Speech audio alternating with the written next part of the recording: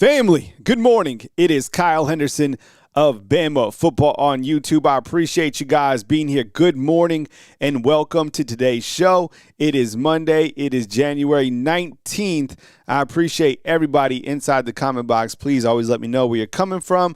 Let me know how your weekend was in scale of like a 1 to 10. All right, and I'm sure maybe you guys aren't working today because of Martin Luther King Day. So I appreciate you guys being here. You know what? Let me know the temperature where you're at. I mean, over here in Tuscaloosa, I have it at 39 right now. But for the workout this morning, I'd say it was around 20. So got out, got it in, and feeling really good and really blessed to be here on this amazing Monday talking about the absolute heater that Alabama had over the weekend in terms of the transfer portal edition. So tonight you have the national championship game following a big weekend of the NFL. I know everybody's talking about that play by Caleb Williams last night that he made with the Chicago Bears. I personally haven't even seen that yet, but I think when you kind of look to players and how they're kind of rising up, finally he's like that player that we thought he was going to be coming out of college. We'll go over Bama's weekend heater and kind of what went into that. Bama now up to 17 in the transfer portal, and I wonder if we kind of get to 20 or a couple more as we get closer to the month of February. We'll do a roster rundown. We'll even add the coaches today. That'll kind of be something new that we dive into, is looking at the coaching staff, because I know a lot of you inside the comment box have been asking about coaching changes and if a coaching change is going to happen now that the transfer portal window for entering has closed. Still, obviously, you know, the teams that are playing tonight, they have a couple days to still hit the transfer portal. The transfer portal rules are crazy. I don't even really understand them. It seems like they kind of just make them up as they go, right? So Desmond Umuzulu commits yesterday, and that kind of was like a really kind of like a cherry on top of a weekend that went really well for the Alabama Crimson Tide. We'll talk about some remaining targets and talk about some remaining needs, all that and more right here on Bama Football on YouTube. So thank you so much for kicking with us this morning. And as you know, Martin Luther King Day, I always kind of reflect on this particular quote when I try to kind of add that to my life, because I think sometimes as we are talking about almost like a negativity, sometimes out there, I mean, I'm in the content space, so I do get negative comments sometimes, right? Like, it's just part of it. That's kind of just the world that we live in. And I think we've all probably experienced that at one time or another, but I think it's like hate cannot drive out hate, right? And I think it's kind of like the same thing. It's like negative doesn't do anything but attract negative. But I think kind of, you know, only love can drive out hate. That's why it's always better to take the high road. It's always better to kind of like count to 10. It's always better just to live in that positive space. So, you know, Martin Luther King Day today. I know the kids are home. It's a holiday. And I have to say this morning, you know, living in Tuscaloosa, Alabama, we had 33 men wake up and go for our workout. And we went to different locations in Tuscaloosa and kind of went through the storied history here in Tuscaloosa about kind of reflecting on all the events that happened throughout history here in the great city of Tuscaloosa. And it's pretty amazing. Martin Luther King actually had a couple sermons here in Tuscaloosa, which is pretty amazing to think about. So we ran to a couple of those stops this morning, and amazing just to think about the history of it, right? So Martin Luther King today, you know, we're grateful for people like that in this world. Tonight we have the national championship. Okay, who are you all taking? I have a poll. Okay. And so far, it's 71% feel that Indiana is going to win. I was thinking about this as I was leaving this morning. I asked one of my buddies the same question. I was like, who do you think is going to win? And by the way, type Miami if you think Miami is going to win, or Indiana inside the comment box. And I told my buddy, I was like, how about, like, it's like the Indiana Dolphins. I mean, this is like a professional team, right? Isn't there a statistic out there that says that Miami, that they're older than the Green Bay Packers? I don't know. What's the line on the game? Is it still 8.5, or is it shrunk down to 7? Whatever the case is, I think Indiana wins. And then I have to think about this, fam. And I have to ask you the question. I know we have to see it actually take place. But if Indiana wins this game and they're the first ever team to become 17-0, does that mean that they're the best team ever? Like in history, right? Because you look back to some of those great Alabama teams. People like to talk about some of the great Miami team, the Miami team that they had, I guess decades ago now.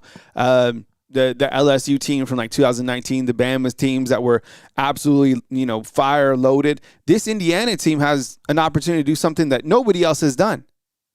And that's go 17-0 on a season, which is pretty remarkable. And I think with Indiana, there was definitely a time where I didn't buy into Indiana. I think it was probably even, I don't know, like when they had won 8 games. I was like, I'm not buying this team. This team hasn't played anybody. I'm looking at their schedule. And then when I started kind of diving into the numbers, I was like, you know what? This team is really good in areas that we want to be good at, right? Third down efficiency. They're able to run the ball. And I was like, okay, but still they really haven't beat anybody that's impressive. I would say that, can we all collectively say now that we all have respect for Indiana and what they've turned into and how they flexed on the back end of the season? I mean, I was absolutely wrong about this team. This team was remarkable on each side of the football. Clearly, it starts with Cignetti. Building this team now within 2 years just blows my mind how quick you can kind of turn over a roster.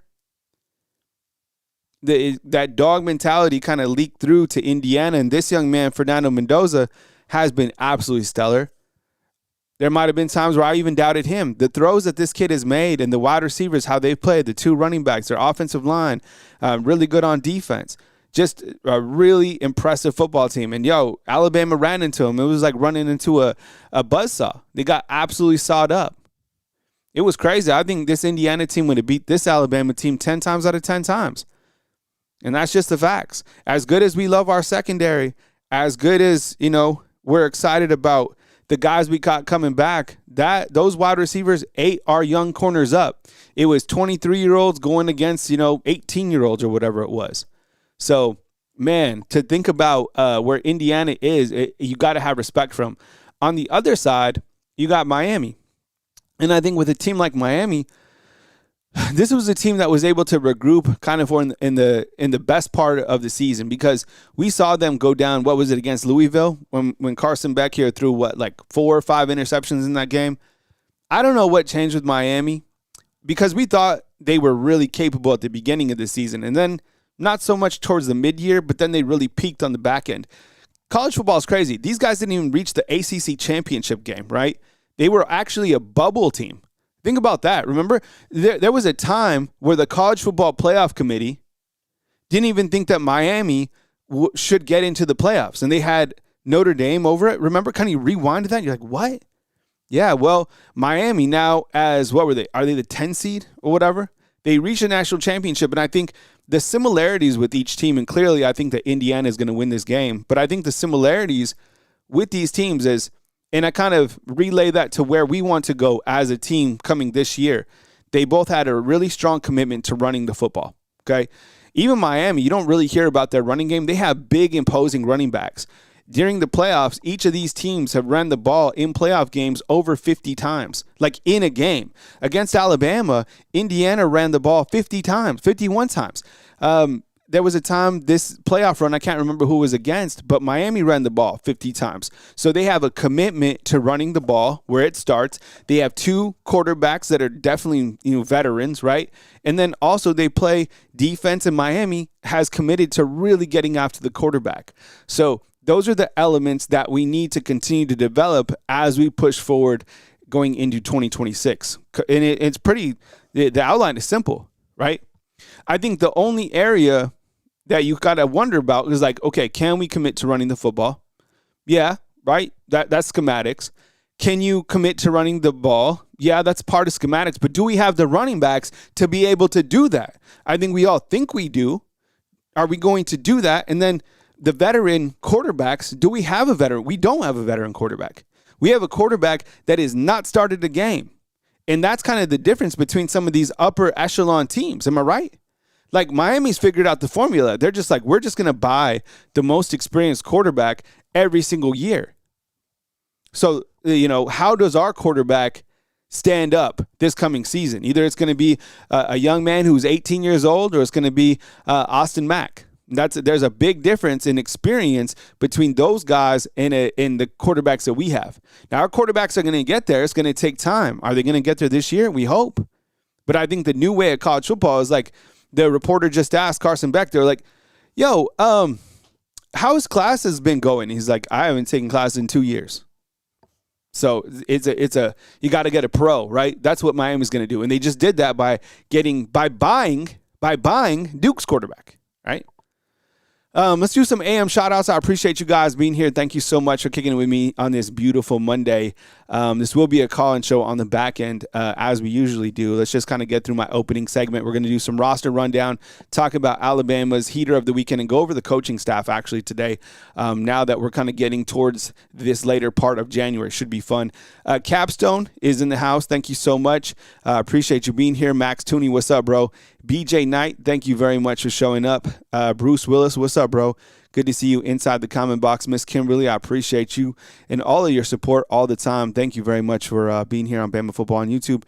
Miss Debbie, what's going on? Coming to us from Sacktown. What's up? I appreciate you coming up from Sacramento. Sacramento, where you at? Capstone Farms, thank you so much. I really appreciate you being here as well. Good morning to you, and I hope that you're off to a really good start this day. Broderick, what's up, man? My boy from Hillcrest. We've got a Patriot up in the house. We got Miss Amanda Jane. What's going on, Amanda? We got Keelan Russell, the GOAT. Thank you so much. We got Thaddeus. Good morning, Thaddeus. We got Antonio Snell. What's up, Antonio? Antonio likes his basketball, man. How you feeling about the Tide this weekend taking on Tennessee, right? It's good to see Aiden Sherrill having big kind of back-to-back games. We need a big man that can certainly rise up. And I think when you talk about the Alabama basketball team, that's the thing. It's like, do we have a big man that can be the big man? Like, do we have a big man that can take over the game? And like, while I love Sherrill, I still have my question marks in that regard. But I love me some Alabama basketball. Mike G, what's up, man? Coming to us probably from Choctaw. You ever gonna go back to Austin, or what's up, man? You sounds like you love it in Choctaw, to be honest. Just stay there, bro. The heart wants what it wants. Marquise Washington, what's up? I appreciate you being here. Mr. Cole Covington, good morning to you. Young C, what's up, bro? Thank you so much for kicking it with us. And let's see who else we got up in the house. Dano, of course. We got Chris from New Jersey. Damon, what's up, bro? Good to see you. J. Cole up in the house. Thank you so much. Hacker Music, good morning to you. And if I didn't say hi to you, don't hold it against me. It's just a lot of people in the show. I might have missed you. Jamie, what's up, bro? Thank you so much for being here today on Bama Football on YouTube. Thank you also to our live show sponsors. How to become a fan funder or a live show sponsor, just hit that join button. There's many different options to become part of the show, to support the show, and I greatly appreciate you. I update this every so often, and I really appreciate you guys from Patriot Life all the way down to Miss Anita Waters. Thank you so much for being a fan funder and a show sponsor of Bama Football on YouTube. And now we kind of get to an area where we look at the transfer portal, right? And kind of recapping the transfer portal by just looking at it by positions, okay? Now, we clearly didn't need a quarterback, okay? So Alabama wasn't going to go after the quarterback. Yes or no inside the comment box. Need feedback. Do you all think that Alabama needs a running back from the portal? And by the way, Malachi Frazier, he just committed to Ole Miss, right? So I don't even know if there was like a visit or like strong interest between Alabama, Malachi Frazier, but you look to maybe some running backs that might have been on the board, like a Christian Clark from Texas. He went to South Carolina, and you look to Frazier, and he went to Ole Miss, right? And I think about the running game, and we often talk about the running game. It's a very hot topic. We'll show you the running backs. We have 5 of them. And did it make sense to get another running back in? I don't know. I was always kind of like, okay, but why? Why are we getting a running back? And if I'm a running back that's viewing Alabama, I'm calling it as I see it. Like, are you guys really going to run the football? Plus, look at all these guys you got in the room, right? There's a lot of competition there. And I don't even know who would really start. I think if we played a game this weekend, it might be Daniel Hill. But the variety of Alabama's running backs is what makes the room really interesting, right? I don't think, at least this coming season, we're going to have a guy be the featured back. I think it's going to be a 1 to 3 piece combo, right? maybe even 4 running backs play, kind of in a rotational setting. This year, you didn't have a featured back because the main running back was injured. So you had kind of a variety of running backs, but how are those guys developing and how will they look this coming year?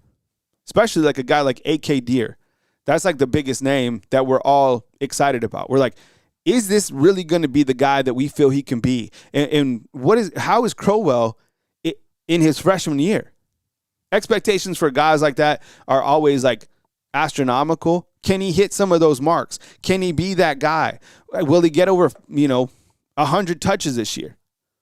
Right? And the thing is, the running game is difficult to talk about because you want to see a commitment, but you also want to see how the offensive line is going to get off and push. And you're also wondering, well, and I see a lot of comments on this.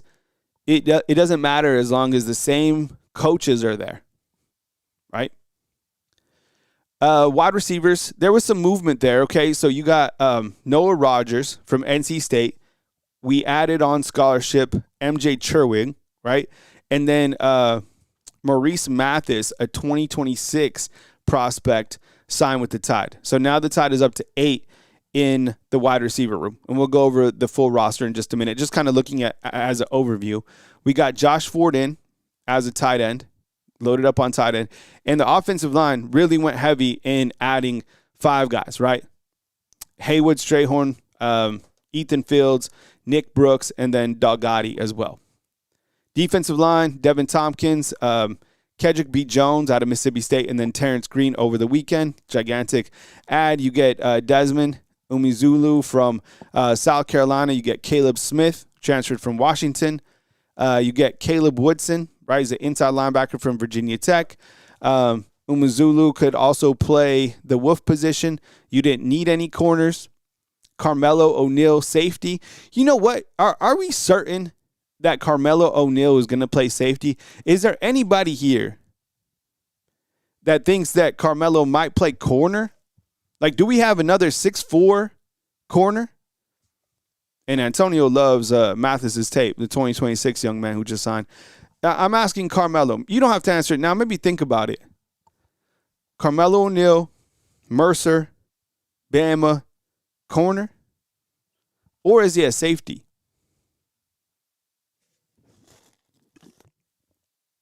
We got Dejoun Lee, who's 6'5". We got Jordan Edmonds, who's like 6'3", 6'4". You put in Carmelo O'Neal there as another tall corner. They want length at the corner position, period. Right? And then for the specialists, you got Lorcan Quinn, Ethan Tango, who's your long snapper, and then Adam Wofford. Good morning, Thaddeus. What's up, bro? Good to see you, man. Thanks for checking in. So, is there, like, on this board, and we'll go through roster rundown, of course, but, like, is there anywhere that Alabama needs to kind of add? What would you say? Wide receiver. I think you get another complimentary wide receiver, maybe 2 more to get that room up to 10. And if you're out there and you're like, well, what about the numbers? Well, they can get to 105 however they want to. Like, the roster can have 105. So it can be scholarships. It can be a mix of some walk-ons. Like, they can get guys. They do have some preferred walk-ons. Like, I think Tango might be a preferred walk-on.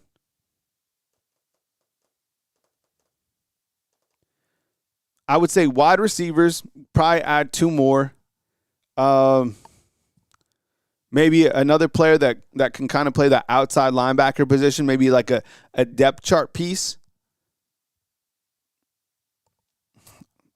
Max is calling for maybe a running back. I don't know. We have to think about it. But so far, the roster's coming together really nicely. And I asked everybody, is like, don't you feel better about the roster today than you did last Monday? 100% yes. 100% yes. I mean, I think when we were looking at kind of some of my mock kind of, depth charts, you're like, ooh, this could be bumpy. Now you're feeling like this team is a team that if developed properly, they can compete, right? So kind of which brings me to this. When looking at the transfer portal, and I'll show the full graphic momentarily, but let me ask you a question. I'd like some feedback here. Where did Alabama upgrade in the transfer portal? Where did they upgrade?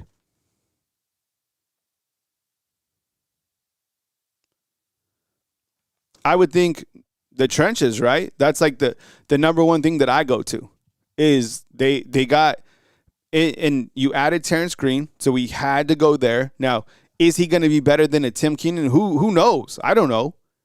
But you had to get somebody in there. The offensive line, I think, is probably the biggest one, right? What did you say, offensive line? Yeah. So we loaded up on offensive line, and you got some younger guys, and you got some depth chart pieces, but getting guys like Delgatti, Nick Brooks, Haywood, like those are really big pieces to your offensive line. Honda Syndicate, what's up, man? Kicker, yes. Yeah, Kim says kicker. Absolutely, right? Special teams, yes. So offensive line and special teams, yes. Tight end.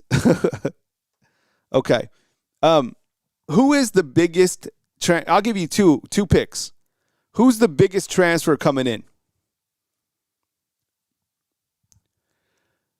Oh, let's think about this. Biggest transfer coming in. Like, obviously, you could just go with the two physically biggest guys coming in, Nick Brooks and, Terrence Green. I'll go biggest transfer coming in. I guess, is that like who makes the biggest impact? Right? A lot of you guys calling Green. Eric it has Ty Haywood, right?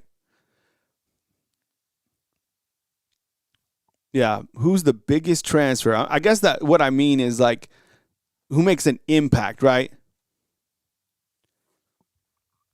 Yeah, I have to think about that one. I guess Green. I'm either going Green or an offensive lineman, right? Torrey has Caleb Woodson at Virginia Tech. I like that, right? Inside backer. And you know what? RJ is coming in with the NC State wide receiver, Noah Rogers, right? Okay. Now, what about instant starters? Who are some instant starters? Okay. And I'll show you the map here soon, but just, you know what I know. We've been going over this. Instant starters, you got to think Delgatti is an instant starter. You got to think that Terrence Green is an instant starter. I would imagine. Do you think that each tackle will start?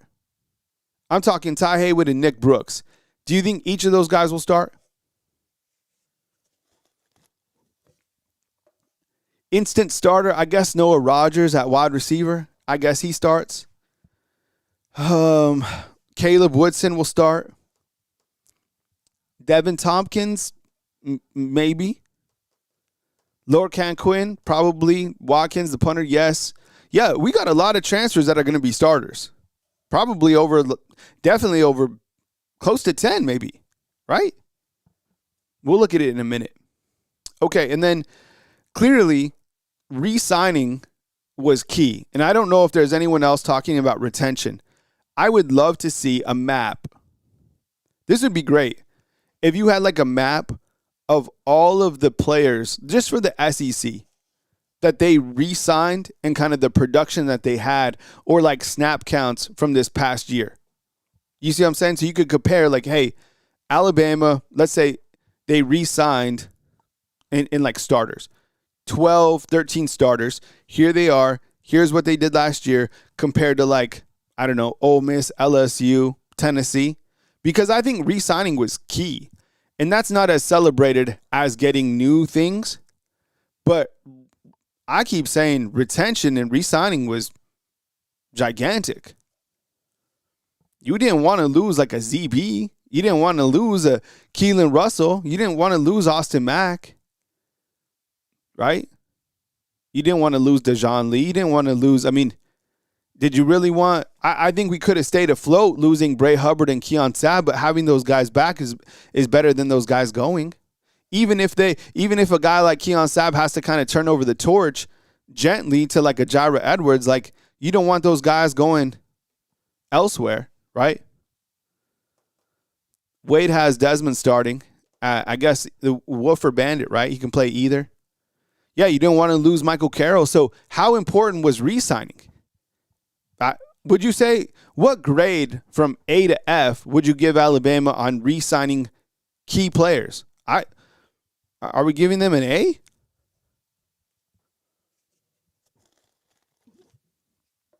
Right? I think we might give them an A on like re-signing players. And that's not an exciting headline for anybody. Alabama re-signs all these players because you're like, they're not new players. They're players that are already here. We want new. I want a new car. We got you. You already have a nice car. You get to drive it again. Oh, man, but I've already been driving it. Right? I think they did really good in re-signing. All right. Malik, that's a really good question. I've been wondering that too, bro. And I'll show up the screen here in a minute about the defense. A lot of people have Caden Jones there. But, man, you got some really young cats that are sophomores that are super dynamic. Like Daryl Duke Johnson, Abdul Sanders, Luke Metz, right? You have QB Reese. People don't talk about him. He's right there. Maybe QB Reese. Right? Out of Ramsey, right? Where's my Ramsey family at? Okay, and then I guess is there still a need right now? And I don't think that people would say maybe by position. I don't know. I think they would probably go to the coaches, and we're going to look at the coaching map coming up next. And Miss everybody, I appreciate you becoming a fan funder. Thank you so much. I really, really appreciate that. Welcome to the Undefeated. Now you'll get behind the scenes videos. And hey, fam, for those of you that are fan funders, okay, that get my behind the scenes videos, would you say that they're worth it? Yes? No? Well, should people sign up to view them? Yes or no? Because I do upload some different videos from time to time, kind of some behind the scenes stuff that I think you'd really like. So you get access to that if you are a fan funder. It's kind of a perk that comes with it. So, okay. I don't know. I like biggest need. I'm like, I don't know. I think we have the guys. Now it's kind of about maybe the biggest need isn't necessarily like a position. It's about like development. Right? That's what the players need. That's what the team needs is now like development. Right? Okay. Kind of recapping this monster weekend. All right. If you're just coming in, you're like, yo, like I was working this weekend or whatever. Let me kind of go through what happened. So big Terrence Green. This was crazy. I didn't know that Alabama would be able to like what happened on like Friday through Sunday? Do you think they cashed a Coach Saban check? Do you think Coach Saban stepped in and Coach Saban was like, yo, all right, here's your early Christmas present. Go out and let's land some guys, okay? Or maybe Saban was like this. All right, let me see where things are at from like a surplus standpoint. I'm going to double that. Boom. Let's do it. I don't know what happened, but like the way that Alabama went on a run on the back end, like, and I don't think they're done yet, but like from Thursday, Friday, Saturday, Sunday, this was amazing. This is the best that we got to cover, right?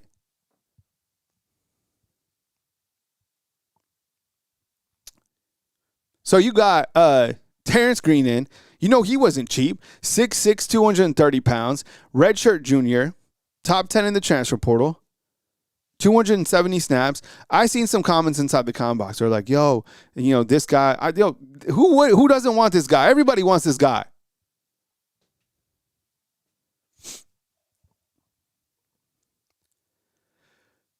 Owen says, "Hey Kyle, I have a question. How much impact production do you think we'll see from Jay Kirkpatrick? I think Jay Kirkpatrick could very well become a starter. He probably would be a starter if he didn't have the off the field stuff, right? That was kind of one of the situations where he goes out and another guy just steps in, and that was Red Morgan. Now, do you have Jay Kirkpatrick at safety? Do you have him at the Husky position? I think Dre could play any of those positions. The positive for Dre is he plays so violent. I mean, that guy is a hitting monster, and he hits with a lot of velocity. It's very capable that Dre Kirkpatrick could be one of the hardest hitters on the team, if not the hardest hitter on the team. He just got to come back, keep focused, get back to work his way back onto the depth chart, and I think if he does that, he's going to play as much as they need him to, and as much opportunity as they give him. Dre's a damn good football player. Nobody's ever had, concerns elsewise. I think he was a 3-star. He's probably a little bit underrated, came in with a chip on his shoulder, went through some off-the-field stuff, bounced back, and, we'll see what we got. But Red Morgan's right there too. But I don't even know if Dre really plays Husky. I think a lot of those guys, we just have to get to the season. We have to start working in spring football, and we have to start seeing where these guys fit the best. I have him at Husky right now, but he could play safety. I don't know. Good question though. Chris has Jirai the hardest hitter. Yep. He hasn't even got here. He's a missile. His tape is crazy, right? I know I think Jirai is probably the most anticipated player to get here, even above Crowell. I think it's Jirai Edwards number 1 and then Crowell number 2, just from what I've seen, right? Is that your number 1? Is your number 1 guy? Is it Jirai and then Crowell? Who's 3? Oh, 3 is Sedarian Morgan, right? Also, we had Friday night. This was great. Friday night, you had Nick Brooks commit. I thought this was another slam dunk. I didn't think they'd get him. I was optimistic. I was trying to just be positive, and hopefully it happened. 6'7", 340 pounds. And I know a lot of people were like, well, is he going to be athletic enough? If you look into his film, if you kind of do like a scouting evaluation, he's super athletic, which is really important. He started a couple games last year for Texas. The great win at the tackle position. Does he come back and is he the starter, right? This year? I think he's going to compete for it for sure. Brandon has Crowell as his number 1. I think a lot of people have Jirai. Yeah. Can you imagine that? Cuz that's why recruiting at the high school level is going to be important, but not as important. Like, one of the things that's kind of scaring me right now is like talking about like Elijah Haven. I would imagine that he is a top dog. Like, he's going to require another, $5 million to come here as a top quarterback. Do you allocate that type of money to somebody like that now that you know the game has changed? Because if he comes in, does he start in 2027 over Keelan Russell? Right? Because I promise you, I know it's going to be weird for you guys, but as soon as Elijah commits and he comes here, he's going to, in the mind, the younger guy is always better. Elijah Haven's going to be better than Keelan Russell. Just wait. This happens every single time we get a quarterback. So the thing is, Elijah comes here, and what is he going to sit for like 3 years? That's the problem with recruiting now. These guys come in as 5-stars. We pay them all this money. They get the Bama stamp. They get developed by our coaches, by the training facilities, and then they transfer elsewhere. So you spent $15 million on them, in 3 years, and then they go play somewhere else. I think the game's changed. You got to reassess how you're recruiting players. You still got to get the top end guys that make sense for you, that can be day 1 starters. But unless they're day 1 starters, I'm reevaluating my entire recruiting process, right? Andy has a question. He says, Kyle, with the transfer portal window now closed and no other portal dates open, you know what? I don't know. Maybe they will have an A-Day. This is a really great question. I was kind of under the assumption that they just changed it forever, but I don't think Alabama ever said that. I don't know. Fam, do you think there'll be an A-Day? I would love for there to be an A-Day. I think I can understand why they went kind of more to like a practice mode or whatever that was. But with no other portal window open, yeah, because the stupidest thing last year was that, like, let's say we're going to have our A-Day game, right? the transfer portal window opened the day after. So literally teams could watch Alabama practice and then just basically recruit them the next day. It was so stupid. Man, college football, I'm telling you. So I don't know. I'd love to see spring football come back. I know everybody. No, I don't think anybody inside the comment box would be against, an A-Day. No, there might be some ideas why they could go into still like a practice mode or whatever, but they got to have it, right? Are they going to have it? I don't know.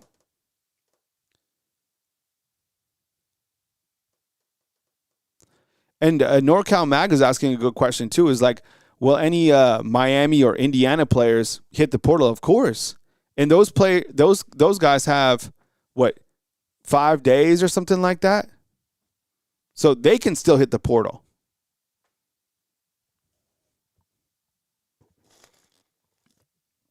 Maybe Malachi Tony will come over here, right?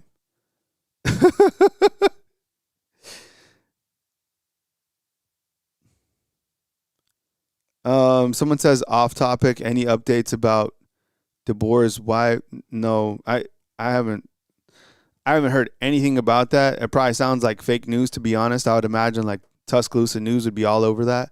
There's some Facebook pages that are crazy about, publishing these stories, and they get so much traction and people believe it. Like, remember that DeBoer had twins? Remember even Pee-wee called. Remember Pee-wee on the coach's show? He called and he was like, "Hey, coach, congratulations on your twins." And coach was like, "Nah, I didn't have twins." So I haven't heard anything about that at all. I would file that under fake news. Young P says, hypothetically, and I do have to say this, who do you think is the front runner for the head coaching job if he was fired? I mean, no telling. I think he's a ways from being fired, to be honest. I think, and I asked today kind of his approval rating. We'll kind of get to the coaches, shortly, but, the buyout is gigantic, and I think Bama's just going to ride it out, and I think fans are going to just have to understand that we're in a new world, and fans aren't going to like that. Fans want 17-0 or fire the coach. 17-0, right? Or at least so for DeBoer, I would say that like fans' expectations for the next year is like semifinals, right? At least 13 to 14 games, which is just crazy, but that's the standard here. I know. Ethan Fields also committed to Alabama as well over the weekend. 6'3", 320 pounds, guard. Played in 100 snaps over the last 2 seasons. I would imagine he pushes for one of the guard positions, or at least creates competition, right? You got a lot of competition now at the guard position. A lot of competition. Let's not forget about, Casey Poe. Let's not forget about Will Sanders. You got different guys in there. Well, where will Michael Carroll play? So this is the interesting thing, because I keep putting Michael Carroll at guard, and people are like, he's tackle.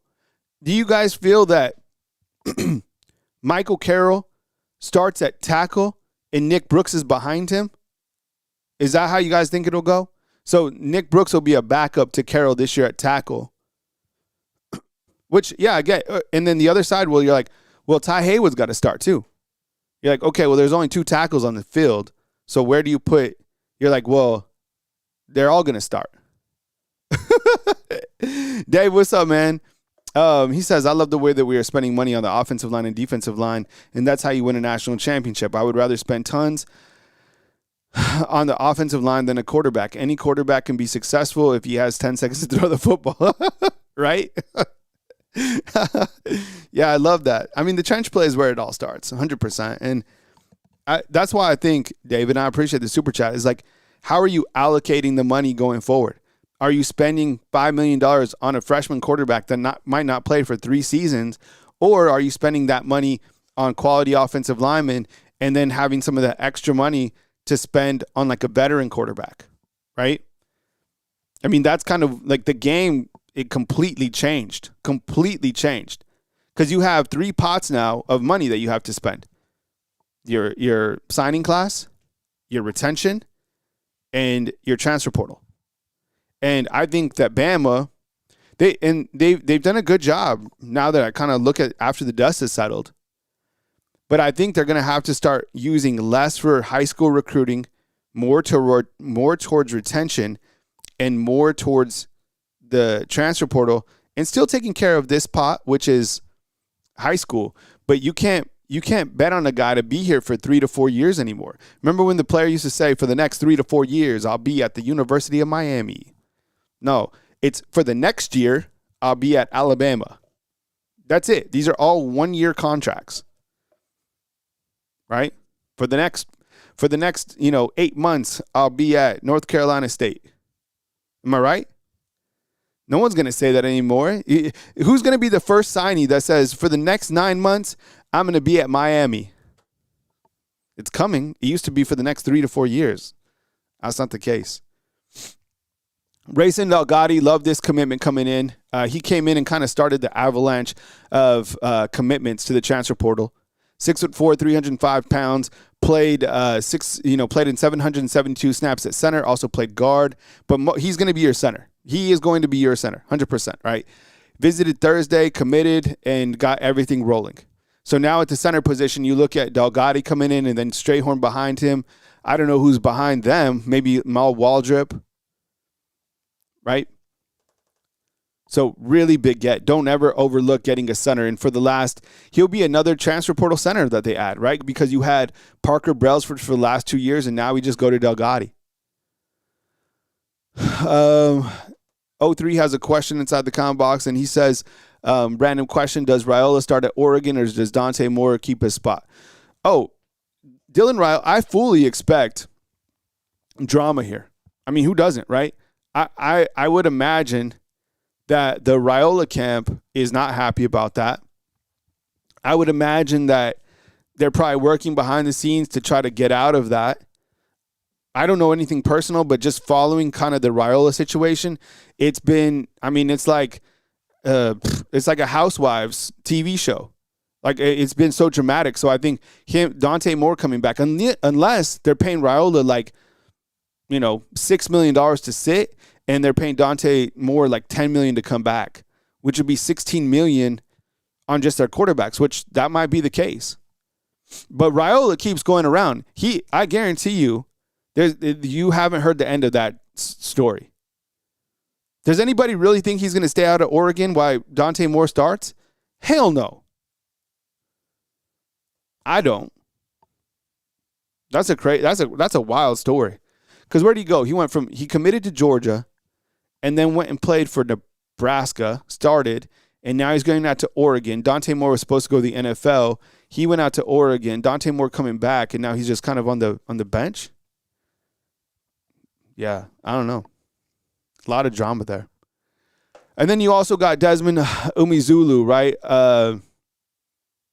He came in, and 6'6", 255 pounds. This was kind of like the cherry on top of our weekend. It made everything brighter. Now, I do want to preference this by saying I talked to a source at South Carolina, and they had some good things to say about him, but they made it clear that he hasn't reached his full potential yet. Like he's good pickup, not coming in to be he's not. He's going to be a guy that has to work to start, which I love. I like that. Because I'm curious to see how he comes in and passes the eyeball test. Clearly, 6'6", 255, right? He's got to compete. We got to have competition there at the bandit position. And I would imagine you have Devin Tompkins, who can play bandit. You have Desmond that can play bandit. You have some younger guys that can play bandit as well. I think we got another 20 super chat, man. David, what's up? Thank you, David. I appreciate it, man. Hooking your boy up today, man. Thank you. He says, we will be playing this game tonight. If Ty had 5 seconds to throw the ball, every game he had to throw, we roll people. Yeah. You kind of go back on this last season, right? And you look at the offensive line, and it's frustrating, right? There's a lot of things you kind of go back and rewind, and it's mostly on the offensive side, which is so rare for Alabama, especially from an offensive line standpoint. We never, and I'll tell you what, David, do you agree with me inside the comment box? The right side of the offensive line has plagued Alabama for the last 2 seasons, which is just completely unacceptable. I mean, the year before, Elijah Pritchett, he was terrible. Okay, so he transferred out. He didn't improve at Nebraska. Okay, so Wilcom Formby, who couldn't start over Pritchett, started here. He wasn't it. Carroll took his place. And then what the hell happened at the right guard position? Because Wilcom Formby ended up starting at guard, right? So that's the right side. I don't know what's going to – I put up some graphics that kind of like give us an idea just to talk about, but I don't know what Alabama does outside of putting Del Gotti at the center position. You know what I'm saying? We have a center, and then who the hell knows? We got a center and Michael Carroll, who's a dog. Anything else? No idea. The right side has been terrible. Terrible. The only thing that was a bright spot was having Carroll come on board. And Caden Proctor starting to play better. But Caden Proctor himself, I feel that he was kind of disservice because he should have improved a great amount. Caden Proctor should be a top 5 pick with his athleticism and his size. Where is Caden Proctor in the draft? Like top 15? Some more news, and thank you so much for the super chat, bro. I really appreciate it. Some more news, and I'll go full screen here so we can look at the wide receivers. And I'm going to go over the complete roster rundown in this program, as well as talk about the coaches too. So that's coming up, and I'll take your calls. Maybe 20 minutes, somewhere around there. Ryan Williams, Rico Scott Lottie, Derek Meadows, Cedarian Morgan, Noah Rogers is in as a transfer, and then there was some movement over the weekend as Alabama added MJ Cherwig to scholarship. Number 23, if you've seen him on the Alabama practice highlights, love that kid. He could ball.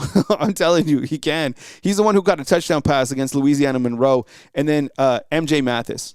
I have it on my list today. I'm going to watch his highlights. Who was it that said inside the comment box that they checked out? He goes by MJ or Maurice. So, but he's a 2026 prospect that they added.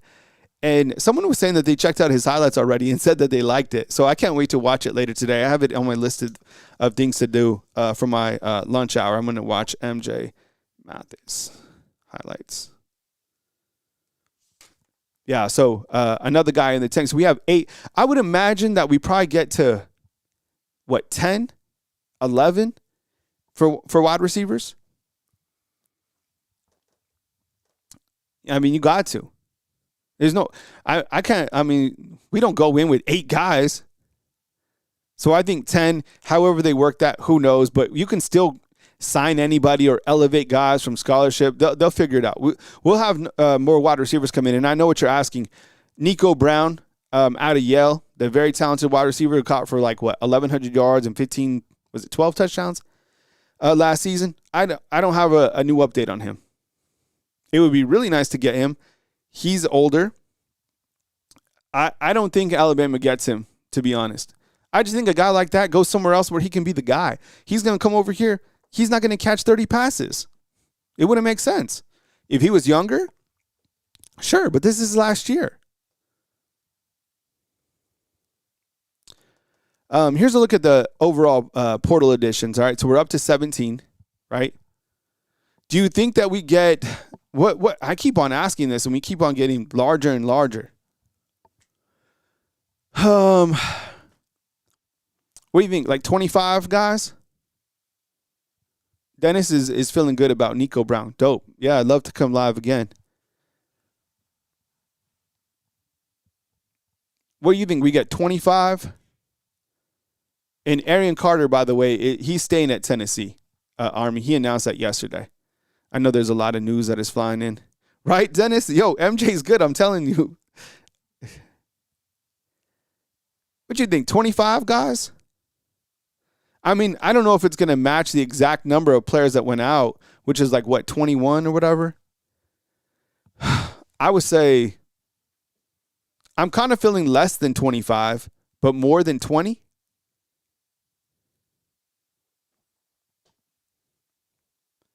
And all the bottom row right here committed from Friday to Sunday. Lag Gaming, yo, we're going to have to wait, dog. You're going to have to be patient. Lag Gaming wants a new season already. And Speaks Live. What's up, dog? Good to see you, man. Wants a new running back. Miss Kimberly has us getting 25 total. Could. I don't know. 22. Michael with a question. He says, what happens to the individuals that entered the portal and no one picked them up? I don't know. They just get portaled, right? Portal to another somewhere. You saw that Richard Young signed with Colorado, right? I think he was one of the remaining guys that needed to find somewhere. And I don't know if I have an update on David Bird, but everybody that hit the transfer portal found a landing spot. Yeah, what happens if you just hit the portal and nobody picks you up? You just get like what? Portaled? Seriously, what happens? Wouldn't that be crazy? I'm sure that's happening to thousands of kids.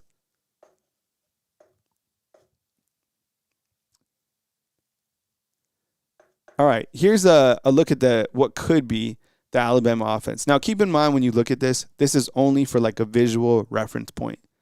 None of this is real. All right, it's just like if we had practice. And I always ask, if you guys want to see like a player at a different position or like a different formation, just let me know. Seriously. Just like hit me up and be like, yo, put this player here. I mess around with this all the time. And on this particular graphic, I actually like this offensive line. I have no idea if Carroll would even play left guard. I think he's athletic to play wherever he wants. But in this setup, I put this together and I was like, oh, damn, I like this offensive line. And again, it's just like make-believe. So outside of Delgatti, I have no idea. But I like Haywood at guard because I think he's super athletic. I like Nick Brooks at that tackle spot. And then I threw Carroll over here at the left guard and I put Jackson Lloyd at left tackle. And I got to say, I like it. Quarterback, open competition, of course. Right now I have Daniel Hill. And in this formation, I just have 3 wide receivers and a tight end. Do you guys like this offense? Super chat in from Tracy. What's up, Tracy? Thank you so much. Kyle, what do you think about this? DeBoer may be waiting on Scott Huff to finish up with the LA Rams before making additional staff movements. Huff returns to Alabama. Cat moves to tight end coach role. Ooh, I think people would be probably happy with that to get Scott Huff back, right? Because he was never here, but he stayed and went with Grubb instead of coming over here to Bama, right? And he went from Seattle and then he went to LA. That's an interesting point. I think fans, and we're going to talk coaches in just a minute after I get kind of through the players, but that's the biggest thing right now. Is people want fans want a coaching change. They want to see something happen within the coaching change. People are smart enough to understand they're not going to fire DeBoer. People are smart enough to realize they're not going to fire Grubb. But they want somebody to be held accountable. Like that's kind of the payment. This is it. They want like retribution for that tail kicking on January 1st. And the only way that they're going to be able to get past that is if you make a coaching change. Seriously, I think a coaching change, then people take a step forward and they're like, hey, here we go. We're making changes. Because right now, I think the great majority of the state of Alabama that follows the Crimson Tide, this is just my assumption, they feel that Coach Kalen DeBoer doesn't have a backbone. And they think that loyalty, which they like, they feel he's being too loyal. I know, it's a wild world. So they want to see backbone. And I guarantee you, everybody that's from the state of Alabama in here has a grandfather or a father with a strong backbone. And that's just how it is here, okay? My grandfather was like that. So that's what people are like used to, right? And that's the only way that they're going to be able to take steps forward. They want a coaching change at a position. That's how it is, right? I don't think there's a lot of people on this chat right here that talk back to their dad, right? That's how it is. They want backbone. They want, that's what I think the fans want.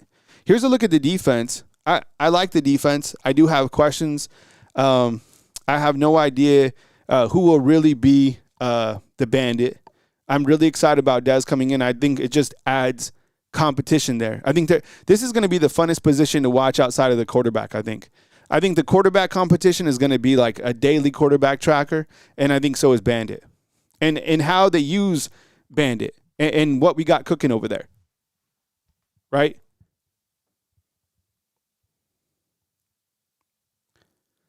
And then I don't know about the linebacker. The linebacker, yo, Caden Jones is an athletic kid, man. QB Reese, he's good too. Caleb Woodson, yeah, like welcome. We're excited about you. You're coming from the ACC, man. Like let's see what you got. And there's a lot of hungry guys in that linebacker room, and I'm kind of wondering if Alabama goes after a linebacker. I know they got HaHa's brother. I haven't seen any movement with that. The secondary is outrageous.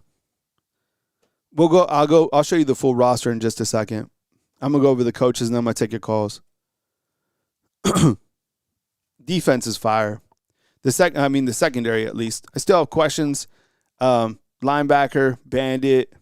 You got heavy rotation here, but it's a lot better than it was Monday. A lot better. I posted this on Facebook earlier, just asking for like the approval rating. I haven't even seen what the Facebook crew has. Just give me your assessment real quick. We do this periodically. As of January 19th, on a scale of 1 to 10, now I'm going to start talking about the coaches. What do you feel that Coach Kalen DeBoer's approval rating is? On a scale of 1 to 10, what would you feel his approval rating is? And here, just like, I just put up, small detail. There's a million different items that we could look at. 20 wins in 2 seasons, 8 losses. Best win, at least in my opinion, was winning on the road against Georgia, right?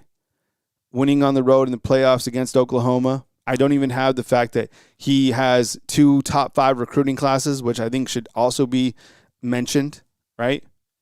I think the worst loss, maybe some losses from the first season, but that 2026 Rose Bowl, that's why a lot of people are mad right now. But I see a lot of kind of like 7.5 to 8 inside the like 7.5. I think if we had to average it out, it might be like 7.5, maybe closer to 8. Yeah. Kmart has 10. Remember Kmart? Is Kmart like completely done? Is there like one Kmart left in the world? You know how there's like one Blockbuster still open in Oregon? Is there still some place out there where there's a Kmart? Do you remember Kmart? Man, that brought back so many memories. Kmart, shoot. Was there Kmart here? Of course there was, right? There's Kmarts everywhere. Man, I remember growing up just being a little kid, and I was just like, man, because they had good toys at Kmart. See, Amanda? Yeah, so there's no more Kmarts. Like, they just got completely, it's out. Okay. So next we go to Ryan Grubb. All right, and then I have kind of a wider view of the coaches. And just from like a snapshot perspective, you kind of look at the offensive system that he ran. The running game, lack thereof, finished 125 out of 134 teams or whatever. What was the real identity of the offense like after the dust settles? I don't know. How was the development within the quarterback room? I think I saw kind of in retrospect, I think that there was issues with Ryan Grubb when he started moving kind of from the field to the sideline. I've never seen any coordinator do that. Have you? Have you ever seen like late season moves from a coach from the box to the field and then back up? Yeah, Justin, and I saw that. Yeah. Malachi Frazier committed to Ole Miss. Yep. I never saw. Have you seen that? That's when I knew that there was real, because we were already kind of questioning the offensive identity. But then when he moved to the sideline, I was like, that's kind of weird. And then he moved back up, which I was like, what's going on? You got to think, and I do feel that a lot of what Coach Kalen DeBoer does this year is going to be really what Ryan Grubb does this year, right? Like, fans aren't going to accept an offense that can't figure out a physical identity. And in my opinion, I feel that a physical football team in November and December helps you play in January. Were we more physical than Indiana? No. Do we look more physical than Miami? No. I've already explained my points about the Seattle Seahawks and how they're just burying everybody now, a year after they fired Ryan Grubb. Coincidence? I don't know. Yeah, what was the identity? Dennis just says Ty Simpson. Seriously, what was the identity of the team? Of the offense? Right? What was it? I don't know. And then the use of gadget plays over here. I'm still mad about those gadget plays. How many, let me ask you this. In a seat, like just a general, like just shooting from the hip. How many times do you think you'd see like a gadget play during like a whole season? Let's say a season is like 14 games. How many gadget plays do you think you see within the whole season? Maybe like 5 to 6, right? You'd be like, wow, I can't believe it. Did you see Alabama threw like a reverse pass? No way, really? You'd be like, that's crazy. I feel like we probably ran gadget plays. I would say they ran at least 40 gadget plays this year. Would you say that? That might be high. It was definitely 30. I seen plays that I'd be like, damn, I didn't even see this on Tecmo Bowl. They at least ran like 2 gadget plays a game. Sometimes 3.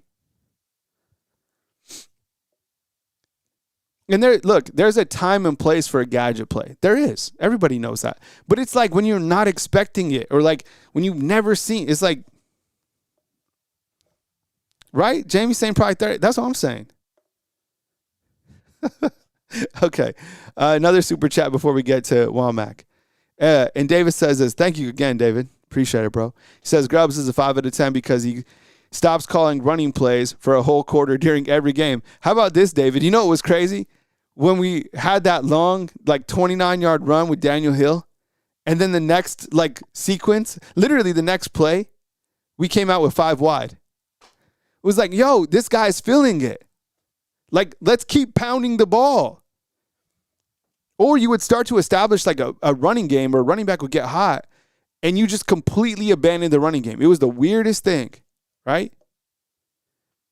And K-Spray, I completely agree, bro. The saddest thing, you know what was the saddest thing, K-Spray? Was in the Rose Bowl when Alabama, the game was already over. They were getting torched. And they ran a gadget play.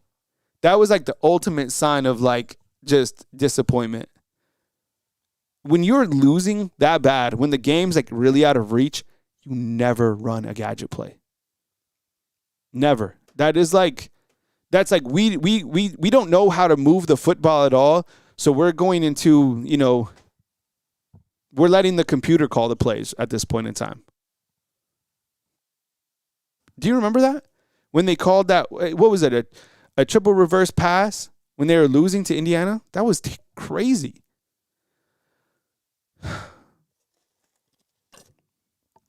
All right, let's see. Kane Womack.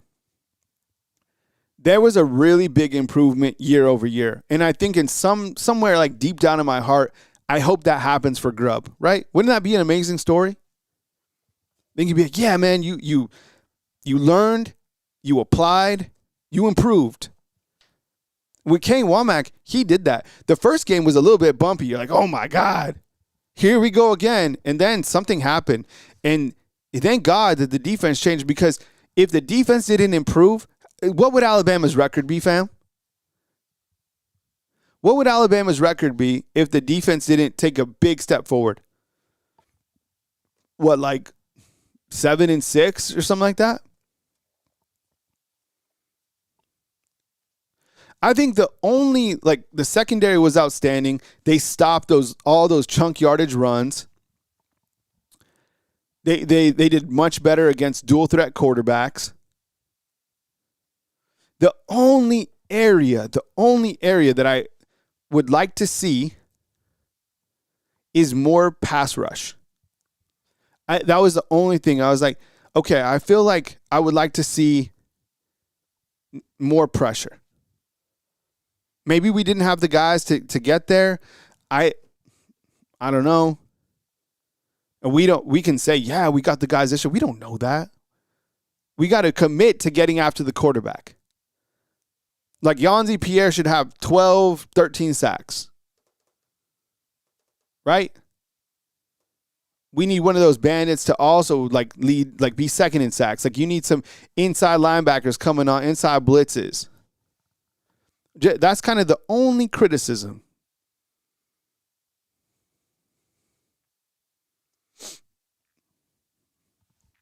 But a lot of people with good assessment of Womack.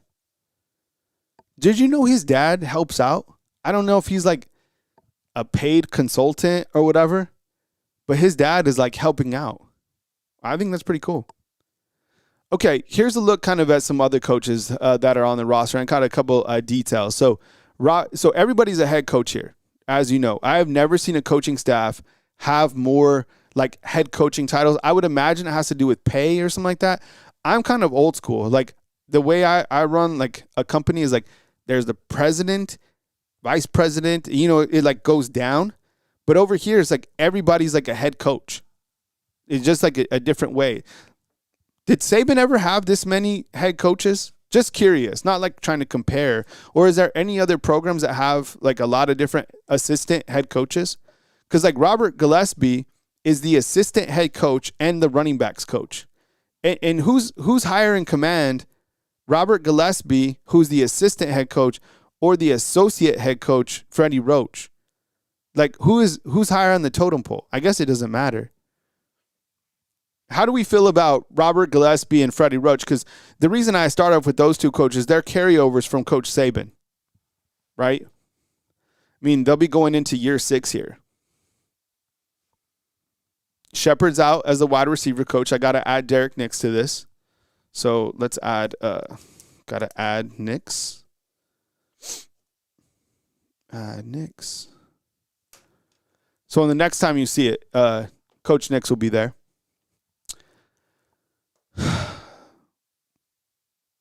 Yeah, that's what I'm thinking, Antonio, right? The titles are for pay. Jamarcus Shepard, who was also an assistant head coach, like, I don't know it's just like titles. But we got Coach Nix in there now as Jamarcus Shepard is now the head football coach at Oregon. Mo Lindquist, that man is, can we make him a head coach? Like an associate head coach or whatever? This man, I hope nobody finds out about him and he could just stay here with that secondary. And then I think Coach Kupilovic, I have this little hot sign because I think he's probably, people are after him. And All-Star Archives is like, man, he's still coaching. He's the guy that recruited all the linemen. All the linemen keep going back to the fact that it was Kupilovic that made them pick Alabama. Is there some role where we could have him in recruiting? And maybe Scott Huff is like I don't know. Super chat in from Ask Sam. What's up, Ask Sam?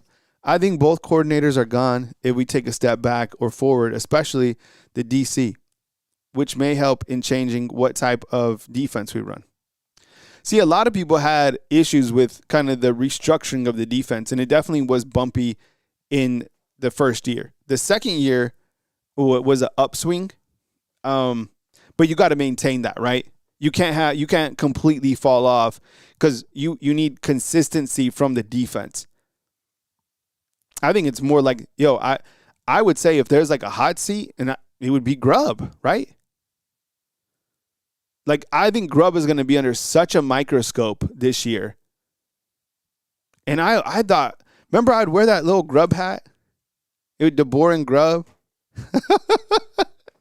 I was all bought in, man. I swear. Holy cow. Okay, other coaches on the staff, we got to update this because Coach Sheridan is going to, he's a new offensive coordinator at Michigan State, right? Chris Robinson coaches those outside backers. He'll be going into year 3. The new wide receiver coach will also be Brian Ellis, all right?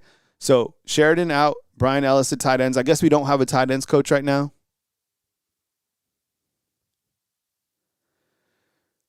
And then we have Jason Jones. He'll be going into his second year. And then you have Chuck Morrell, who's been coaching the linebackers. He'll be going into his third year.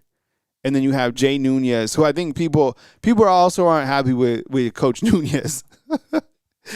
He'll be going into his third year. That's kind of the staff, right? We'll have a new quarterbacks coach, as I mentioned. And then the support staff looks like this. We have Courtney Morgan, right, who's in charge of, like, building the roster. I can't even imagine how busy he is. David Ballou, strength coach. He got some heat for this was the first time that I saw people start talking about Ballou, was this year. All the year, because he'll be going into year 6.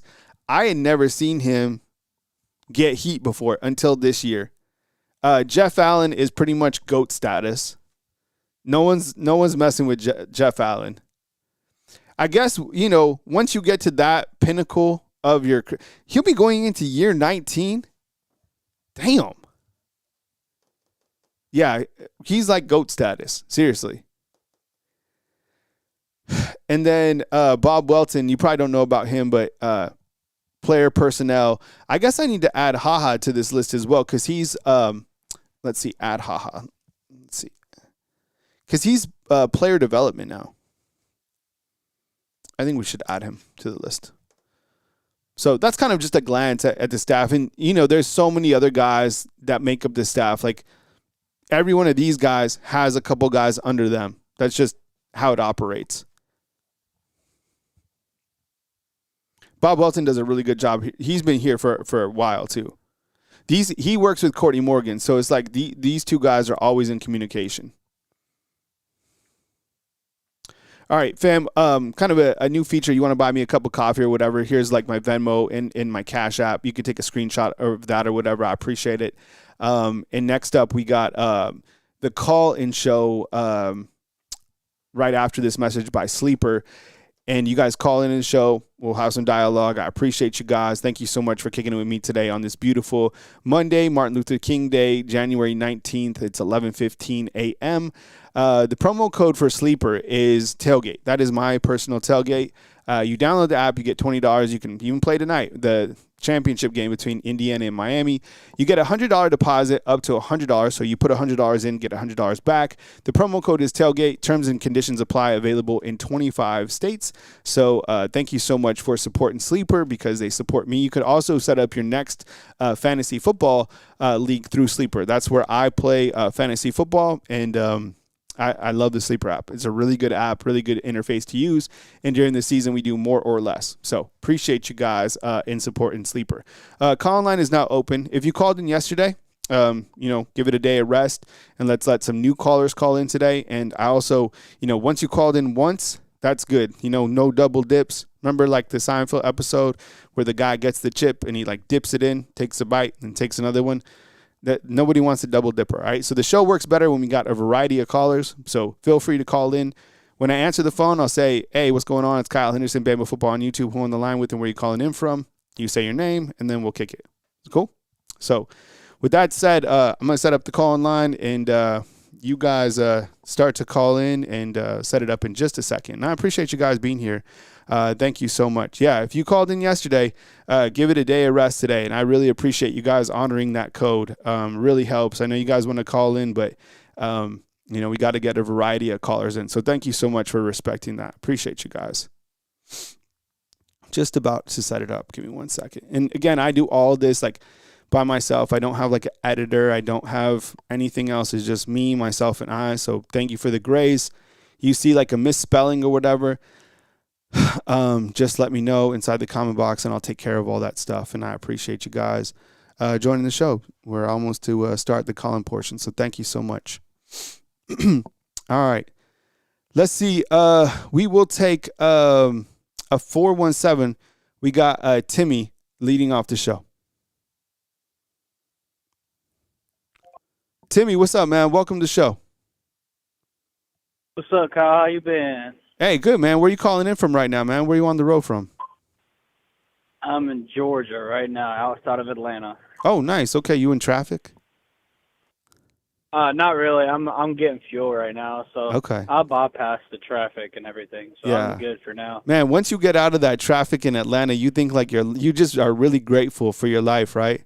You're just like, man, like, yeah. You're just like, if you go through Atlanta, sure, no matter where you're going, and once you get out of that, you're just like, oh my goodness, thank you, God. I'm out. I don't care where I'm going. I'm just glad I'm out of there. So with that said, man, welcome on in. Timmy, come with it, bro. Yes, sir. Yeah, I hate Atlanta traffic. It's probably the worst place to go other than Texas. I hate Texas. But, yeah, man, I'm going to start with the staff. I'm all about hot takes. So I don't know none of the wide receiver coaches or running back coaches for the top 5 best running offenses this year. But if I was this coaching staff, I would look at who ran for the most yards this year, and I would put Robert Gillespie somewhere else, because we haven't had a 1,000-yard running back since what? 2020, Henry? 2020, no, 2021. Yeah. 2021. Okay, yeah. I think I forgot Najee was a part of that. So that has to be a red flag. Like, you look at everything and you're like, well, dang, what's going on out here? Yeah. And I personally feel like freaking we should hire somebody else. And I don't know about the strength and conditioning coach. I don't know much about him. I feel like instead of getting a newer strength and conditioning coach, they should just be in the gym working out all summer, like just working on their strength. And I feel like this offensive line is going to be really, really good this year. The average height is like 6'4", 6'5", and the average weight is like 320, 330 pounds. We're going to be shoving guys out of the way, because I think we had Parker Brosford. He's like 270 or something like that. He was undersized, but he was good at what he did. Mm-hmm. So with that being said, man, like I feel like we will have probably a top 5 offensive line this year. And I heard like one of your Wake Up Bamas or whatever, you were like, "What if you're Ty Simpson, please don't go to the Jets." I believe he gets drafted by the Steelers. If I'm the Steelers GM, I'm drafting Ty Simpson, and I'm building around him, or the Saints, because the Saints don't got nobody either. So if I was the GM of the Steelers, I would draft him. The Jets, they're a laughingstock at this point. They really are. And they really are. I don't want to stay on here too long, Kyle, but my early predictions for next year is I believe we will lose one game, and that'll probably be to Georgia. I hope not, though. But I'm going to say 11-1 SEC championship against Texas A&M or Texas. We win that. We are number 1 seed, and we go to the Natty. I know I said it this past year. I jinxed this. I think year 3 in Caleb DeBoer era, I think we're going to be doing just fine. Grubb, I want to give him one last chance. It's either he saw the running back room, was like, look, man, like, we ain't got nothing. Jam he doesn't have good ball carrier vision. Daniel Hill, he's slow. Then they bring in Xavier Crowell. I believe he's going to be the number 2 option, either behind Daniel Hill or A.K. Deere. You have to use him. Like, if he ran for 350 yards in the state title game, you got to find a way to use that man. Like, and catching passes, blocking. all-around back. He's your all-around back. With that being said, Kyle, I'm going to hop off here. I know you got other callers. So God bless everybody in the chat. I love all of you. Thank you for supporting Kyle. Man, it's going to be a crazy 8 months because I miss college football already. And I can't wait to see Miami kick some tail. So. All right, man. Take it easy, Timmy. Good luck, man. Stay safe on the road, bro. All right, Timmy calling in from outside or somewhere in Atlanta. We'll go with 501. Hey, thanks for calling in. You're online with Kyle Henderson. Who am I online with and where are you calling in from? Hey, Kyle, this is Dennis. Hey, Dennis, what's up, man? Arkansas. Yeah, appreciate you calling in from Arkansas. Man. Welcome to the show, man. Come with it. Just a couple things, and then I'm going to get out your way today, Kyle. Number one, there was two reasons why I think Alabama was searching for a quarterback, and there's different. A running back, excuse me. And you can correct me if I'm wrong, but even the wide receiver room, when you go after a player like Smothers and like the wide receiver from Coleman, from Auburn, even them recruiting those kind of guys puts pressure on that room. I don't know if you ever thought about it like that, but and I think by them at least putting pressure on the room, it's going to make them kind of step up, and if they would have got those guys, that would have put an enormous amount of pressure on that room. And I think that they were looking for a proven running back to take pressure off our young quarterbacks this year, because either way, they're going to be young. Whether it's Austin Mack or whether it's Keelan Russell, they're going to be young. And so I think there's a priority that we have to take pressure off of those guys, especially in the SEC play this year, Kyle. Our schedule is brutal. When it comes to SEC play, and everybody's schedule's kind of set up like that now. And every 4 years, you'll be 4 or 5 years, you'll be them played every team in the SEC at home and away. And so you have to build, and that's why the high school recruiting is still kind of important. But you want the players that want to be at Alabama. That's the turning point of what we need to start seeing if we want to build championship rosters again. We know the landscape has changed and all of these other things with NIL and transfer, but we're still Alabama, Cal. I was going to ask you, and I'm asking in the comment box right now, family, do you think, and this is for you too, Dennis, this is to everybody, but I would like you to answer, Dennis, do you think it's still possible to build culture, identity, buy-in with transfers? There's a slippery slope because money's involved, Kyle. You know how the world's set up today. Money is involved. And so, you've been an athlete. I've been an athlete before myself. And so there's a different, but when we were athletes, the world wasn't set up the way it is today. Culture meant something. It really did. And just being, there were a lot of people and players and kids and stuff that just wanted to go to whatever school it may have been because of a passion that they had for that place. That's what's gonna disappear.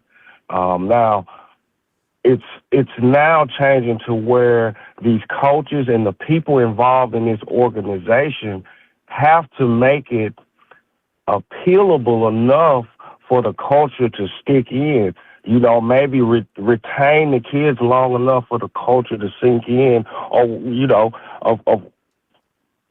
to make productive men and football players, and that's what it's hard because we're coming behind the GOAT, which was able to not only create men year in and year out, and when I say men, I mean coaches. I mean, you look at his coaching tree, along with setting a culture into the kids, at 17 and 18 years old, and watching them evolve and end up living out their dreams in the NFL. So, yeah. But Kyle, that's my take on it, and I'm going to get off of here before I get in trouble. All right, man. Take it easy, Dennis. See you, buddy.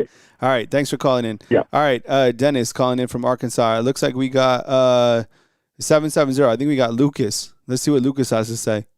Lucas, what's up, bro?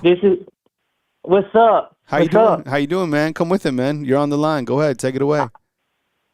I'm feeling good, and I want to tell you this about the Ryan Grubb. I'm not blaming Grubb for the offensive line. That offensive line has been poorly since Grubb got there. Remember, it was poorly after Nick Saban was there. After Cecil Keegan left, that offensive line was brutal. We didn't have no running game going or nothing. So I'm not blaming Grubb for the deal. I'm blaming the coaches who we had, like Bill O'Brien, Tommy Reese. Well, look on the coaches we had. It was bad. So, no, I'm not blaming Grubb for nothing. So I give Brian Grubb the benefit of the doubt on that. But I do think Grubb needs to get better, but I'm blaming him just for nothing. Think about it. It was better under Nick Saban.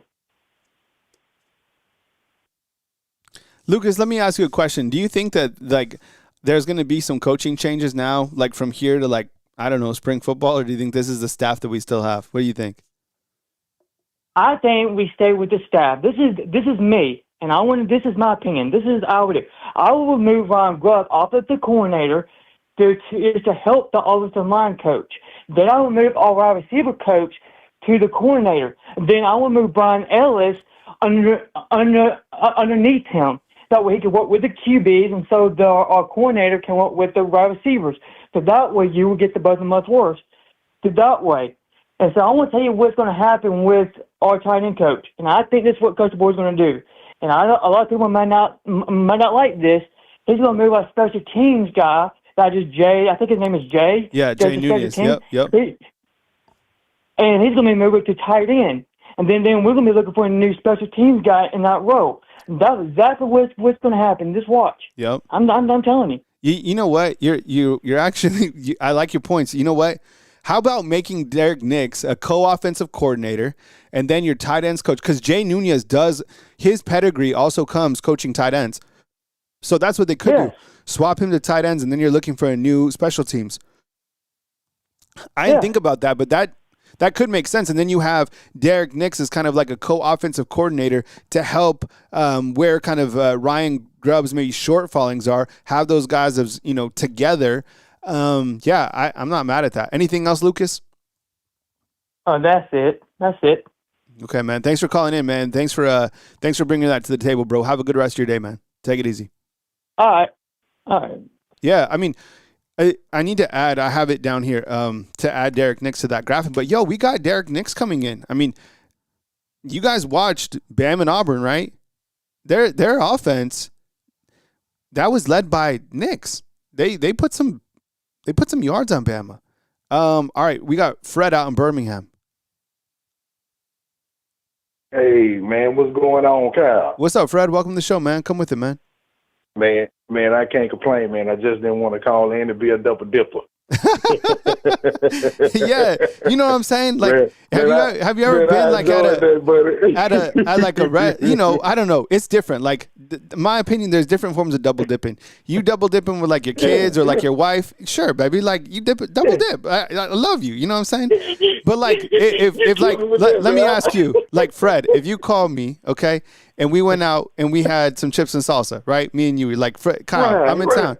Let's go to jalapenos. I'm like, all right, show up. They put chips and salsa down, okay?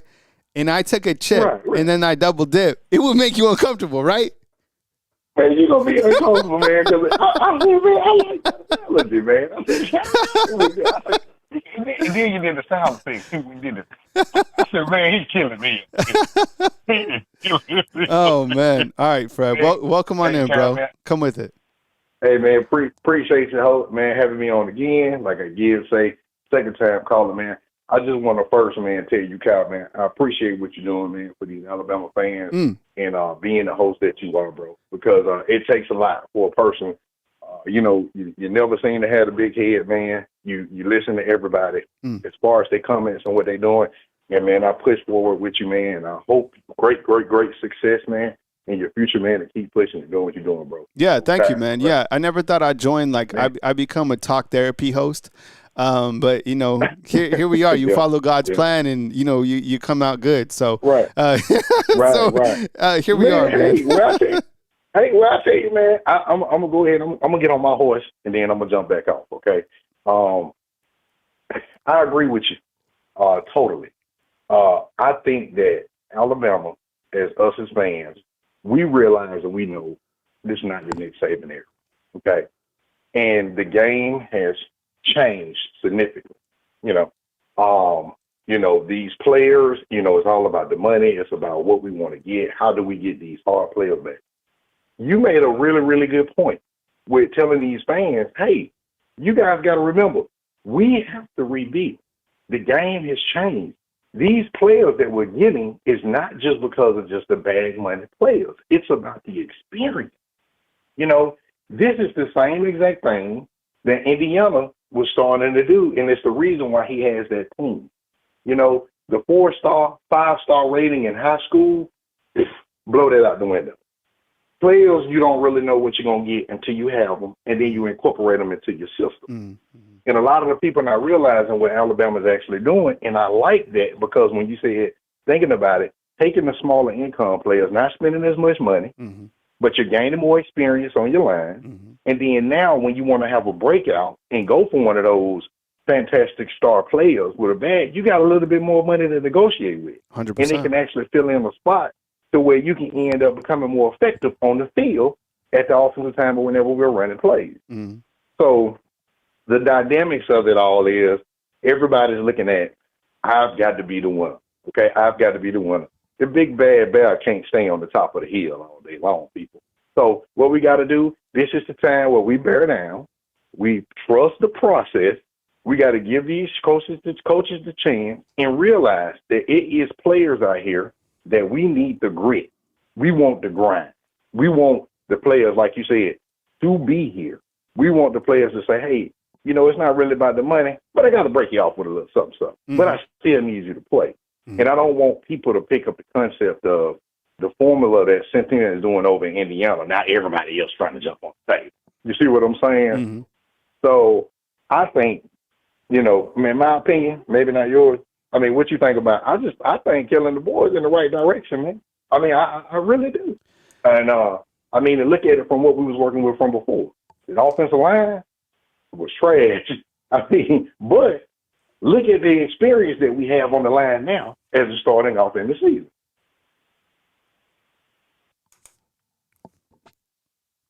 Is that all, Fred? You got it? Got anything else, bro? Oh yeah. Well, also one thing too, Kyle, man. I know we do a lot of coverage on the Alabama. Man, check out the Birmingham Stallions, man. Coming around springtime, A.J. McCarron, new head coach, coming up with the UFL league, man. I mean, we need to support our home teams, man. And now you have AJ as the coach, which I think is only going to kind of boost the identity of that team.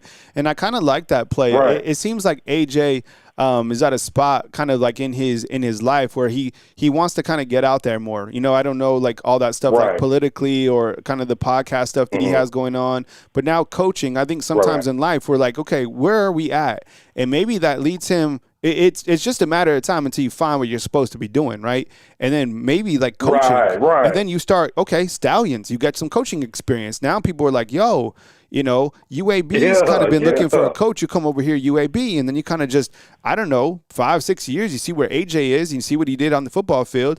He's got that dog mentality, clearly. He seems like he's kind of a man that stands on his own business, so I think he's going to make a great coach. So, so I love the idea about the Stallions, man. I appreciate it. Thank you so much, Fred, for the call. I appreciate it, bro. Appreciate you guys, man. You be good, man. Thank you, brother. Yeah, you too, man. Take it easy. I asked you guys inside the comment box. I don't know where it came up or who was talking about Keanu Reeves, but yeah, what's the best movie? I got The Replacements. Thank you for adding The Replacements. How about come on, what is it called when they're robbing banks? Come on, help me out. I got Speed. Speed's a great movie. Come on. Matrix, of course. What else we got for Keanu Reeves? What's the one? What's the one where they're like surfing and they're like robbing banks and jumping out of planes? All right, let's see. We got Yee from Montgomery. Yee, what's up, man? Welcome to the show. What's going on, Kyle, man? How's it been going, man? What's up, brother? Happy Monday, man. Come with it. Okay. I got a couple quick points, man, I want to hit on. I want to get your thoughts on, our wide receiver room, and do you think we have a bona fide number one wide receiver, man? And if so, who do you think it is? Yeah, great question, bro. I think when I look to the wide receiver room, what I'm going to say, I don't know if this is popular or not, but Lazier Brooks, right? And how many times is kind of like a slot guy, I guess, kind of like your bona fide like guy? Maybe sometimes, for sure. I mean, look at Miami tonight. I would say Malachi Tony's that guy for them. Lazier Brooks has it. I think you need to figure out how to utilize Lazier Brooks more. And I continue to say this. I'm not going to sleep on Ryan Williams. Hoping for a really big breakout, kind of not breakout, but kind of like a resurgence of Ryan Williams. Come on. We know the playmaking ability that the kid has. The drops and all that sort of stuff, I think it might have – who knows what it could have been. But I'm not ready to sell on the guy. I'm hoping that Rico Scott kind of does, what we think he could do. I hope Rico Scott isn't like the next Kendrick Law. Remember we waited for Kendrick Law to be there for – he never turned into anything over here. Unfortunately. Built like Tarzan, but like what? What do you think, Guy? Who's your receiver that's going to be kind of like that guy? That's a good question. Could it be Noah Rodgers? I don't know. What do you think, Guy? Who I would love to see like just emerge, because I think he was about to do it before his injury, and that's Derek Meadows. A lot of people have been calling, and he never really got back on the field, but he was kind of, spotting, he was having flashes, but he never really got a chance to really showcase his ability because he got hurt and he never really got back into rotation. That hit that he got against Missouri was honestly terrifying, right? I was like, and Coach, remember when Coach DeBoer was like right there? Coach DeBoer just like ran out there as like a father, just like he was right there, and I'm glad he's okay. The thing about Derek Meadows is he's got some shake to him for being, what is he, like 6'5", 6'6"? Like he's got good side to side movement. And I don't think we've had a lot of opportunities to see him just yet. But you got versatility in terms of like some height, because you got Derek Meadows, you got Cedarian Morgan coming in. Yep. So we got a good mix. Look, you got to get two guys in. People have been asking about Nico Brown from Yale. In my opinion, I don't think you get him, but you can get some other complementary pieces to kind of fill in. But you got some guys, but I think, to be honest, that's a damn good question. It's like, do you have like a bona fide guy? Because the guy who would turn into that guy was Jeremy Bernard, and kind of towards the back end, they didn't necessarily go to him that much. I don't know if it was kind of banged up or whatever, but you need someone to step up in that room 100%. Anything else, bro? Yeah, man, I'm gonna go ahead and just spit out my other couple of little points. Do you think Kane Womack is gonna be our new Pete Golden? Like, are we gonna miss him when he's gone? And I think Grubb has to kind of adapt to the SEC way of doing things. Like, you got to get behind the rock. You got to pound the rock at some point, man. And my last thing is, do you think Freddie Roach and Gillespie are underperforming compared to their, predecessors? Everybody before them, like, they put number one first-round talent out. I don't know if Roach or Gillespie has done that in a while. Like, maybe was Gillespie a part of Najee? Like, was he? I can't remember. But, that's kind of, terrifying, knowing that we're not putting out first-round talent at the positions that we're known for putting first-round talent out. D-line and running back. That's scary. Yeah, especially on the defensive line, right? Good call. Yeah, I appreciate it, man. Thank you so much. Appreciate it, bro. All right, man.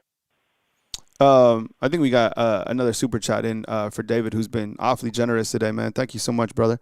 Let's see what you got to say real quick, and then I'll get to E's points. I think that kind of on the coaching deal, I think the way that we look at it is like Kane Womack.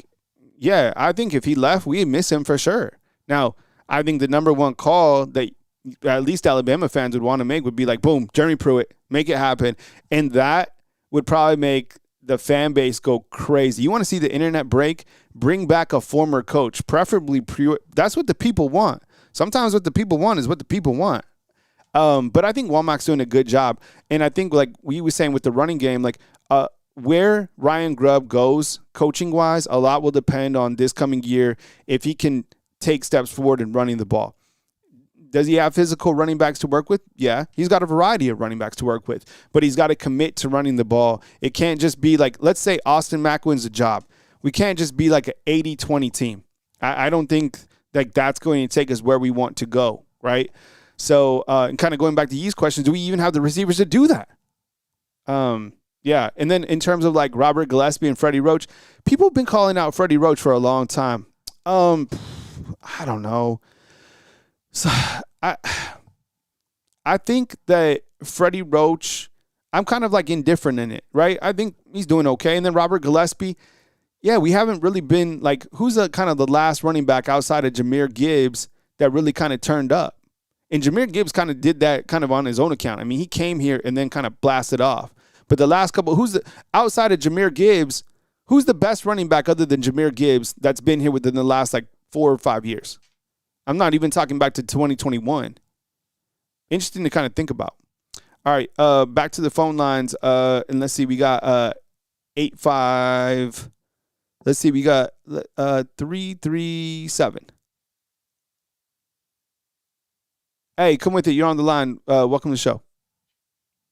What's up, Kyle? This is David from Louisiana. Hey, David, I appreciate you calling in, man. Thanks for joining us. Welcome in. Welcome on in, bro. Good to hear from you. Good hearing from you too. I have a good feeling about this offensive line that's come in, that they've been picking up guys out of the transfer portal. I watched a few little highlights. There's not many on that Delgado, but I'm gonna tell you what, that dude is a bull. I watched him take care of one and move to another, and is 5, 6, 7 yards downfield, still pushing guys all over the place. This young man is going to be probably one of the best centers that Alabama's had in a very long time. I know he's a little undersized, but even Parker Brailsford was an undersized center compared to what we've had in the past, and Brailsford done an amazing job. Defensively, our secondary is going to be elite. We'll probably end up having the number one secondary in the country all year next year. Our defensive line looks like they picked up some really good players there. Now, I want your take on this, and even the ones in the comments. Do you think that the government should get involved with the NIL on certain things? I've been hearing people talk about it. My point is, you get a guy coming in as the top wide receiver in the country, and he's going to make $2 million a year or whatever. Do you think there should be a cap that they make for throughout their first? Say they making $2 million a year, and you pay them $500,000, but in order for them to get more, they get evaluated at the end of the regular season after they play their 12 games to be able to get more money. You know what I mean? So what is your take on that? And with that being said, God bless America. God bless each and every one of you. Roll Tide. Roll Tide, David. Thank you, bro. I appreciate you calling in. David from Louisiana, long-time caller. David's been calling in since I don't know. Dave's been calling in for forever. Do I think the government should get involved in kind of where all this is at? Somebody needs to. There's no rule. This is a great question. Who can really establish rules in college football? It's not college football anymore. It's not. I don't know what the name of it is, but it's not college football. There needs to be somebody, talking about like a bona fide wide receiver. We need like a bona fide leader of whatever sport we're covering right now.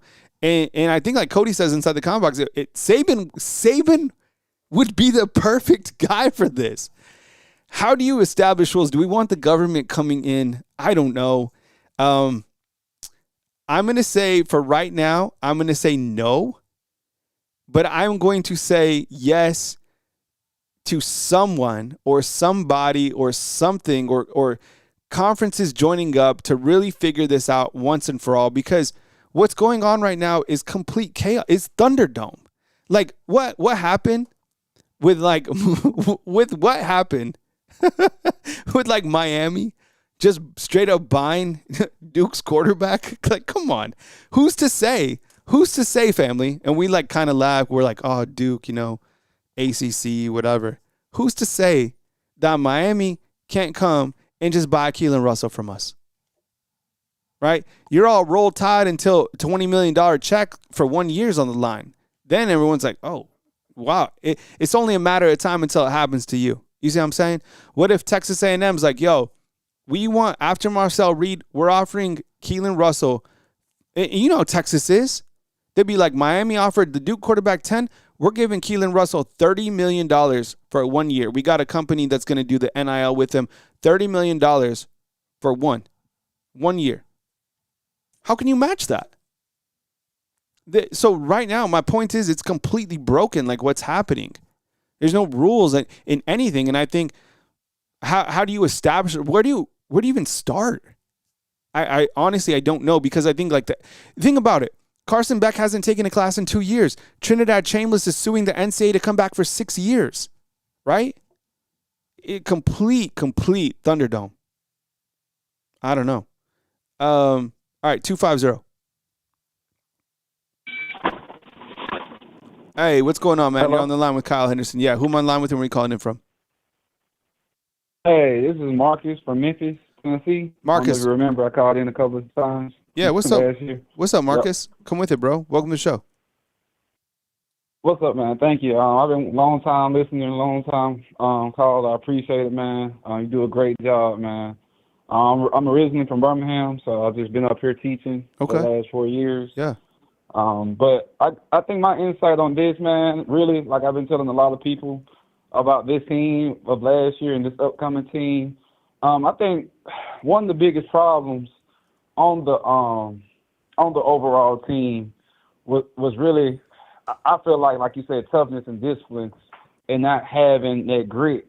I think the players, you have to recruit that. I think mentality-wise, everyone don't have that feel factor or that dog mentality as the person next to that person or his other peers. I think coaching can only do so much, but the players also have to execute. So a lot of people are saying, get rid of the coach, get rid of this coach. I actually don't think it's all on the coach. I really think it's execution on the players. Some of the players have to get held accountable. Just like you said with NIL, you making all this money, you have to catch the ball, Ryan Williams. Right, you making all this money, you have to hit the holes right with the running backs.